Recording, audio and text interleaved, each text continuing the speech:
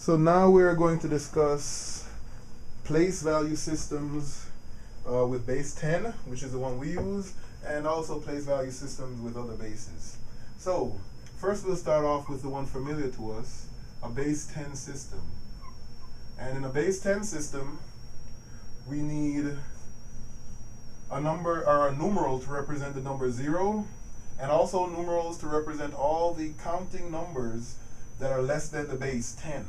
So that's why we have 1, 2, 3, 4, 5, 6, 7, 8, and 9. Those are the numerals we use to represent, well, 0, we need a numeral for 0, and all the counting numbers that are less than 10 are represented here. But those are just the symbols that we're going to use. The position that each numeral is in actually tells us what the place value for that numeral is. So for instance, the first place value to the left of a decimal point, we call it the ones place. The reason we call it the ones place is because it's 10 to the 0 power, which is 1. That's why we call this the ones place. The next place value over is the tens place because it's 10 to the first power. That's why we call this the tens place. The next place value over is 10 to the second power, or the hundreds place. And the next place value over is 10 to the third power, or the thousands place. And then you continue on in this fashion. For instance, the next place value over is 10 to the fourth power, or the 10,000s place. The next one over is 10 to the fifth power, the 100,000s place, and then 10 to the sixth power, the millions place. But that's how our place values work. So for instance, the number 537 has a 5 in the hundreds place, so we know that's 5 times 100. A 3 in the tens place, so we know that's 3 times 10. And a 7 in the ones place, so we know that's 7 times 1. And that's why we call this number 537, 7 ones. So that's how the place values in our system work. Now let's say we wanted to use another base. Let's say we wanted to come up with a base 4 system. Well, for a base 4 system, we still need the numerals to represent 0, and all the powers, or not all the powers, all the counting numbers that are less than the base, which is 4. So we need a numeral to represent 1, we need a numeral to represent 2, and we need a numeral to represent 3. So these are all the numerals that I would use in my base 4 system. These are the only symbols that are relevant in a base 4 system to represent a single number. So once we have the base and a set of numerals, all we need to know now, all we need to determine is what the place values are. Well, let's see. This first place value here, the first place value, well, that's 4 to the 0 power, which is still the ones place. So we still call that the ones place. Still call that the ones place. The next place value over, though, is no longer going to be the tens place like we're used to, because it's not 10 to the first power, it's 4 to the first power. So this would be the fours place, not the tens. Fours. The fours place. Right? The next place value over is going to be 4 squared. The 16s place. So it's not the hundreds place, it's the 16s place. So we have a ones place, a fours place, a 16s place. The next one would be 4 to the third power, which is 64. So we also have a 64s place.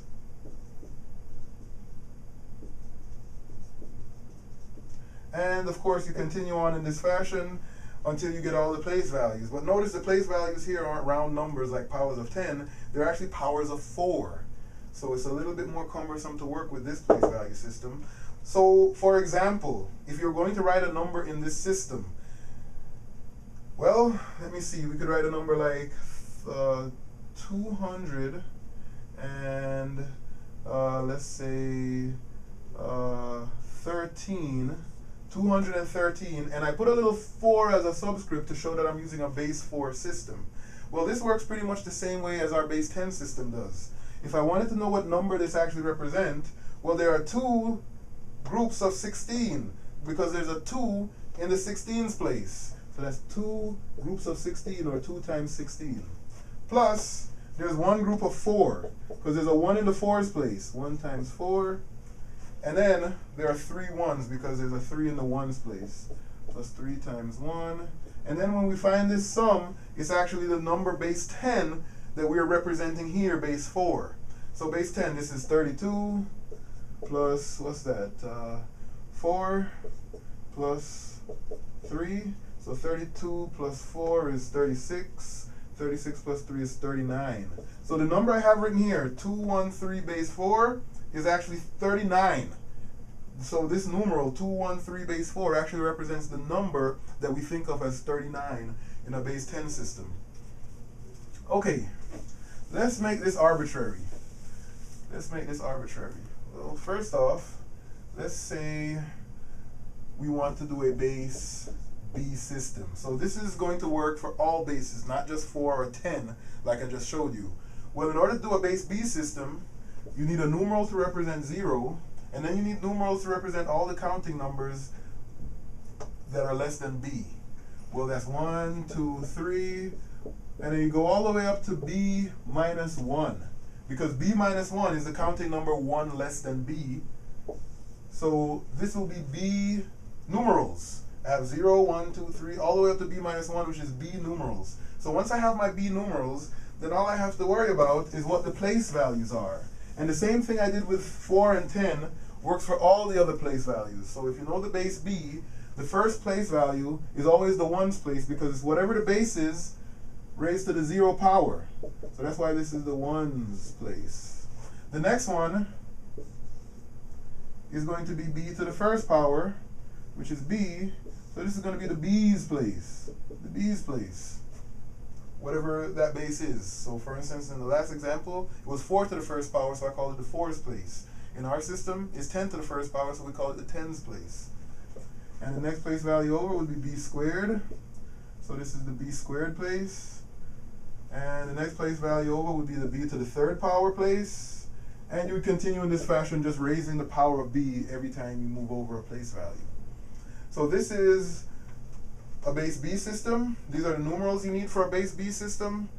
And these are the place values for a base B system. So let's do one example. Okay, so let's do this example. Alright, the example I want to look at, convert the given numeral to a numeral in base 10. So I'm going to convert this numeral to a numeral in base 10. So let's see. Let's try 765 base 8. Remember, this is just a numeral. It doesn't represent what you think it represents. This is 765 base 8. 765 base 10 is what you're used to, but this is base 8. So let's go ahead and find out what this is. Well, since we're using a base 8 system, the only symbols that are valid are symbols for 0 and all the counting numbers that are less than 8. That's why you don't see any 9s or 8s for that matter. So there's 7, 6, and 5. There can't be any of that symbol 8 because we only use these symbols in this system. In this base 8 system, we're using 0, 1, 2, 3, 4, 5, 6, and 7. So these are the only symbols we can use to represent the numbers. All right, now that we have that, we also need to know what the place values in a base 8 system are. Well, in a base 8 system, the first place value, the place that the 5 is in, the first place value is the 1's place. That's 5 times 8 to the 0. 8 to the 0 is 1. The second place value, where the 6 is, well, that 6 is times 8 to the first power. That's the 8's place. So I have 6 times 8 to the first power, or 6 times 8. And this last place value that the 7 is in, well, that's 7, and the place value is actually 8 to the, well, we have 8 to the 0, 8 to the 1. This is the 8 squared, the 64's place. So let's see what we get. Well, this is 7 times 64 plus 6 times 8 plus 5 times 1. And let's see, what is that sum? We have 7 times 64 is 448. And we have plus 48 plus 5 times 1 is 5. So this sum, let's see, we have 448 plus 48 plus 5 is 501. This 501 is not base 8. This 501 is base 10. So we've converted this base 8 number, and you know it's base 8 because the subscript is 8. We've converted this base 8 number into a base 10 number, which is exactly what we were asked to do. So this is the procedure for converting a base 8 number or a base B number. It could be any base, a base B number to a base 10 number.